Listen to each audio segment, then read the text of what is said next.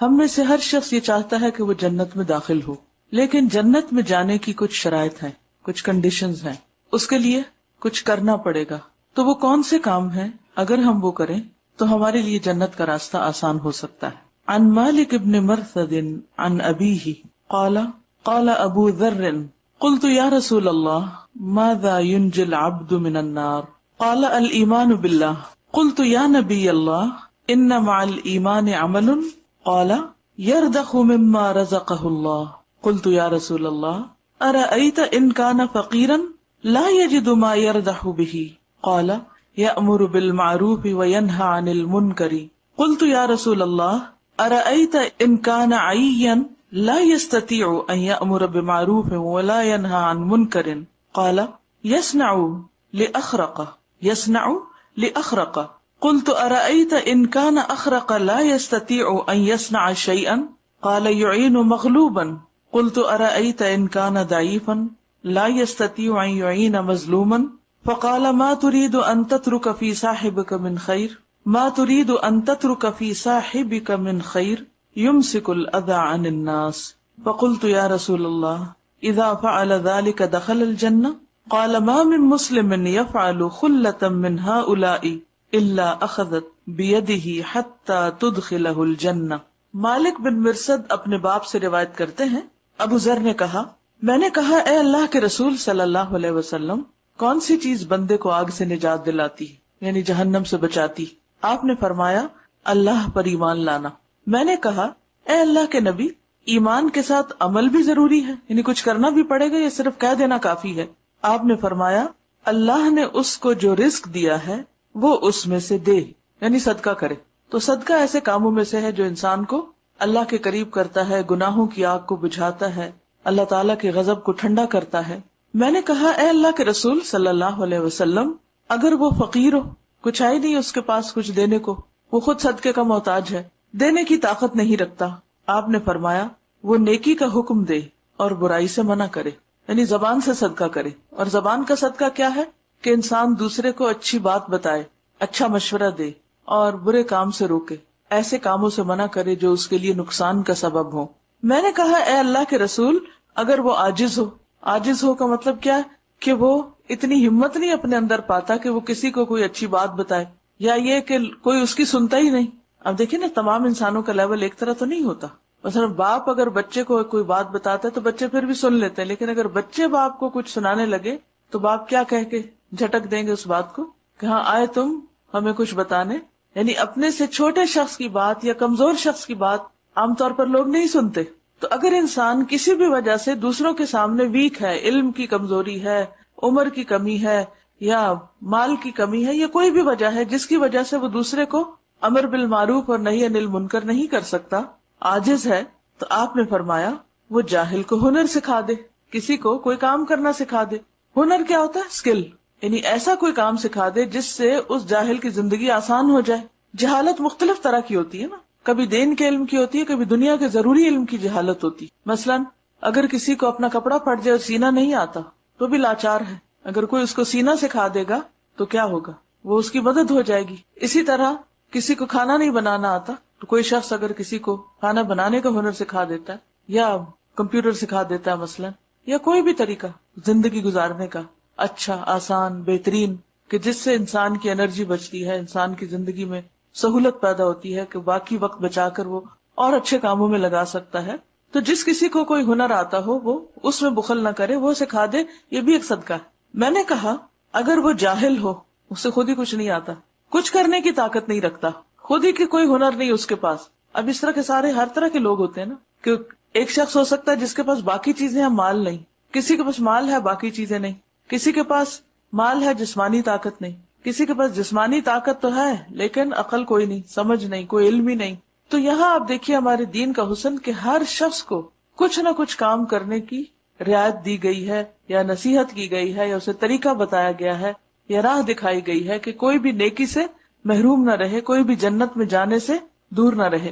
تو اس نے پوچھا کہ اگر وہ جاہل ہے، ہنر ہی نہیں آتا، پھر کیا کرے؟ آپ نے فرمایا مظلوم کی مدد کرے۔ ہو سکتا ہے جسمانی طور پر طاقتور ہو اور وہ راہ چلتے ہوئے کسی کو دیکھے کہ کوئی خواہ مخواہ کسی کو پیٹ رہا ہے یا کوئی اور اسی طرح مشکل میں ہے، تو وہ اس کی مدد کر دے۔ میں نے کہا اگر وہ ضعیف ہو، یعنی فزیکلی بھی کمزور ہے، یہ بھی نہیں کر سکتا، نہ مال ہے، نہ علم ہے، نہ ہنر ہے، نہ طاقت، کچھ بھی نہیں، آپ نے فرمایا تو اپنے بھائی میں کوئی بھلائی نہیں چھوڑنا چاہتا، یعنی تو ایسی باتیں کر رہا ہے کہ تجھے کوئی ایسا شخص جیسے یاد آ رہا ہے کہ اس میں کوئی بھی خیر نہیں، کوئی بھی خوبی نہیں. تو فرمایا کہ تو لوگوں کو تکلیف نہ دے، یعنی اگر تم کچھ بھی نہیں کر سکتے تو پھر کیا کرو، کسی کو تکلیف نہ دو. آپ نے دیکھا کہ عام طور پر جب لوگ بوڑھے ہو جاتے ہیں تو ان میں یہ ساری کمیاں آ جاتی ہیں. مال کما نہیں سکتے تو مالی اعتبار سے کمزور، کہ اپنی مرضی سے صدقہ نہیں کر سکتے، بچوں پہ ڈیپینڈنٹ ہو جاتے ہیں.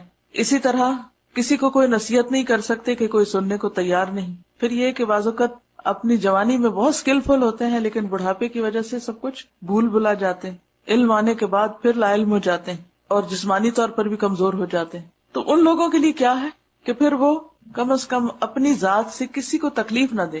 کیونکہ ہوتا کیا ہے، بعض اوقات انسان بوڑھا ہو جاتا ہے تو بیماریوں کی وجہ سے یا کمزوری کی وجہ سے جب وہ پریشان ہوتا ہے تو وہ خواہ مخواہ کی بد زبانی کرنے لگتا ہے. بعض اوقات آپ دیکھو کہ بوڑھے لوگ بات بات پہ غصہ کر رہے ہوتے ہیں یا گالی گلوچ کر رہے ہوتے ہیں، یا کوئی بھی ایسا شخص جو معاشرے کا محروم شخص ہو، جس کے پاس نہ مال ہے، نہ علم ہے، نہ کوئی اور قابلیت ہے، اور جس در پہ جاتا ہے وہیں سے ٹھکرا دیا جاتا ہے. تو ایسا شخص عموماً صبر کھو بیٹھتا ہے، پھر وہ اپنے اوپر ہونے والی زیادتیوں کا کسی نہ کسی طرح بدلہ لینا چاہتا ہے. اگر وہ کچھ بھی نہیں ہلا سکتا، کچھ نہیں کر سکتا، زبان ہلاتا رہتا ہے، کسی کو بد دعا دی، کسی کو گالی دی، کسی کے ساتھ کچھ کیا، کسی کو کسی طرح ستایا. تو ایسے میں کیا ہے کہ انسان پھر صبر کرے اور دوسرے کو تکلیف نہ دے. میں نے کہا اے اللہ کے رسول، جب کسی نے ایسا کیا، یعنی یہ جو کام بتائے گئے ہیں اوپر یہ کیے، تو وہ جنت میں داخل ہو گیا، وہ ان کاموں سے جنت میں جا سکتا ہے؟ آپ نے فرمایا جب کوئی مسلمان ان خوبیوں میں سے کوئی ایک خوبی اپنائے گا تو وہ اس کو ہاتھ سے پکڑ کر جنت میں داخل کر دے گی، اس کا وہی عمل اس کو جنت میں لے جانے کا ذریعہ بن جائے گا، جبکہ وہ صرف وہی کام کر سکتا، کوئی دوسرا نہیں کر سکتا.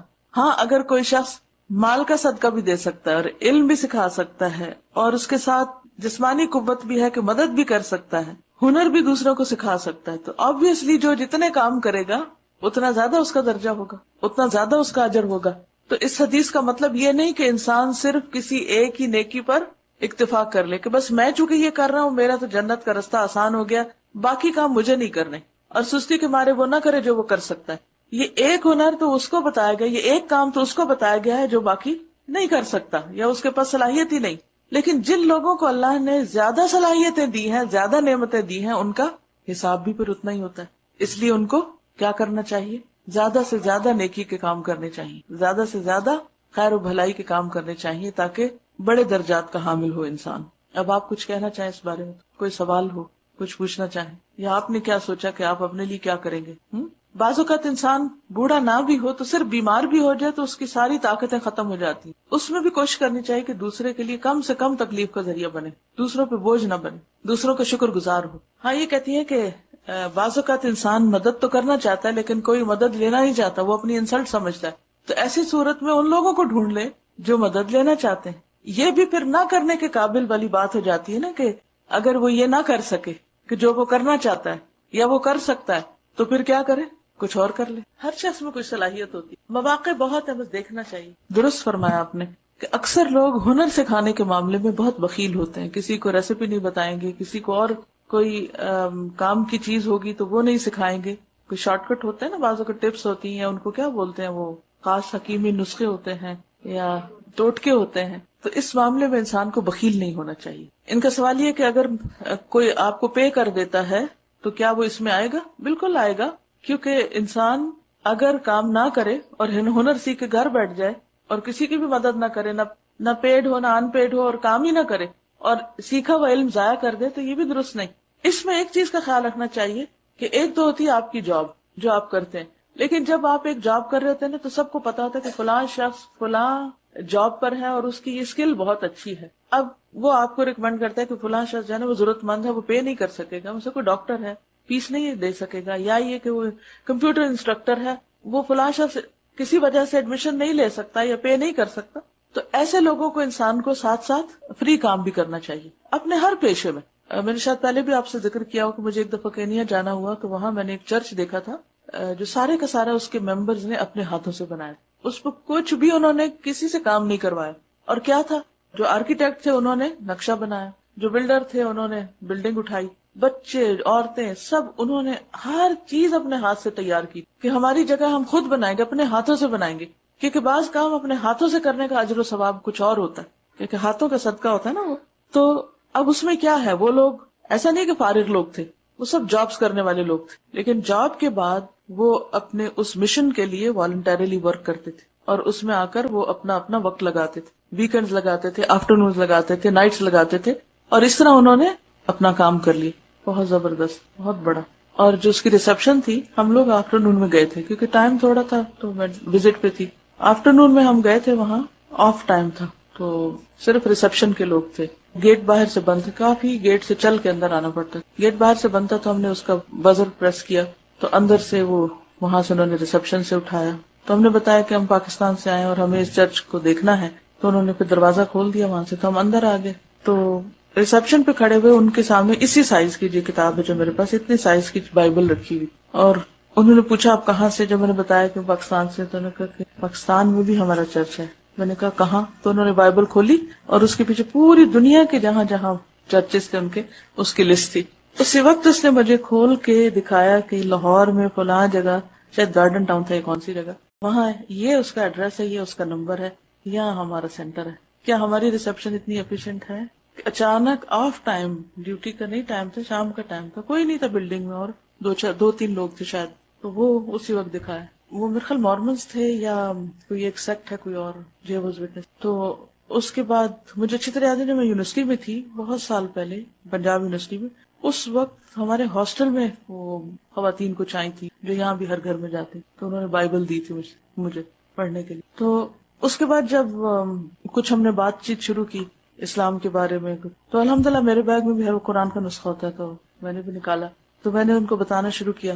تو انہوں نے باقاعدہ ہائی لائٹر سے ہائی لائٹ کیے ہوئے تھے بائبل کے وہ حصے کہ جو میرے باتوں کا جواب تھے ان کی کتاب میں، کیونکہ میں تو اس پریپریشن سے گئی نہیں تھی کہ میں نے کسی کرسچن سے بات کرنی ہے. تو میں جب کھولتے الحمدللہ مجھے قرآن مجید سے کافی جلدی آیات مل جاتی، لیکن یہ ہے ہائی لائٹ کی ہوئی تھی جگہ. اور وہ بتا رہا تھا، مجھے یاد بھی نہیں کیونکہ 2003 تھے شاید جب میں گئی. تو اس نے بتایا کہ میں جب فارغ ہوتا ہوں اپنی ڈیوٹی پر تو میں مسلسل اس کو پڑھتا رہتا ہوں، اور پتہ نہیں کتنی دفعہ اس کو پڑھ چکا ہوں، ٹھیک ہے، تاکہ کوئی موقع ہاتھ سے نہ جائے کہ کوئی کسی وقت بھی آ جائے، اور کوئی بھی آ جائے تو وہ خالی نہ جائے، اس کو کچھ نہ کچھ بتا ہی دیا جائے. ہم اگر قرآن مجید پڑھتے بھی ہیں تو ایک دفعہ پڑھ کے ہم کہتے ہیں ختم ہو گیا، اور جب ختم ہو جاتا ہے تو پھر اس کے بعد فارغ ہو جاتے ہیں ہم. اس کو بار بار پڑھنا اور اس اینگل سے پڑھنا کہ جس ماحول میں رہ رہے ہیں، جو آس پاس ہمارے لوگ ہیں، ان کے کوشچنز کیا ہیں اور ان کے جواب ہم کیسے دے سکتے ہیں. یہاں سے ہم کیسے بتائیں کہ ہماری کتاب میں کیا لکھا ہوا ہے. اس کے لیے ہم پریپیئرڈ نہیں ہوتے کیونکہ محنت نہیں کرتے، کوئی ترتیب نہیں، بنے بھی تو اس کو قائم نہیں رہنے دیتے. ہم چاہتے ہیں ہماری خاطر سب کچھ توڑ دیا جائے. زوال یافتہ لوگ ہیں. اور ہمارا تو مشن کا حال یہ کہ ہم کسی کو یہ بتاتے ہوئے بھی شرماتے ہیں کہ ہم قرآن پڑھ رہے ہیں یا پڑھنے جاتے ہیں یا کہاں جاتے ہیں یا کون ہمارا ٹیچر ہے. ہر چیز کو مینشن کرنے سے ڈرتے ہیں، اپنی آئیڈینٹی چھپاتے ہیں، ان کو بتاتے ہوئے ڈرتے ہیں. بالکل میں یہی سوچتی ہوں کہ جتنے لوگوں سے ہمارا انٹریکشن ہوتا ہے، کوئی گھر میں کام کرنے کے لیے آتا ہے، کہیں ہم کام لینے کے لیے جاتے ہیں، کتنی بار ہم سوچتے ہیں کہ ہم ان سے کچھ تو بات کریں. آج کل دیکھیں تھوڑا موسم بدلا ہے، گرمی ہو رہی ہے، کیسی سب کی طبیعت ہو رہی ہے. میں ہر تھوڑی دیر پر سوچتی ہوں یا اللہ جہنم کی آگ سے بچانا. یہاں گرمی ہے تو چین نہیں آتا، تو وہاں کیا بنے گا.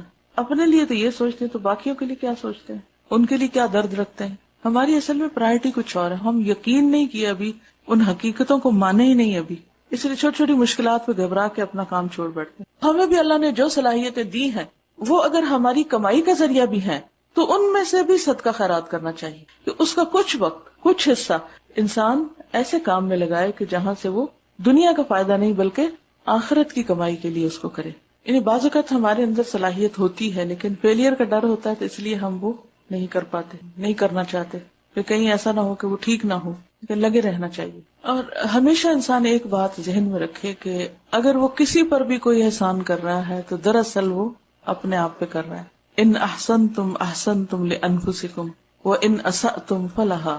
کسی کو فیور دینے کا مطلب دراصل اپنے کو فیور دینا ہے. کسی کا دکھ درد دور کرنا دراصل اپنا دکھ درد دور کرنا ہے. بہرحال اجازت چاہتی ہوں. سبحانک اللہم و بحمدک، نشہد ان لا الہ الا انت، نستغفرک و نتوب الیک. السلام علیکم و رحمۃ اللہ وبرکاتہ.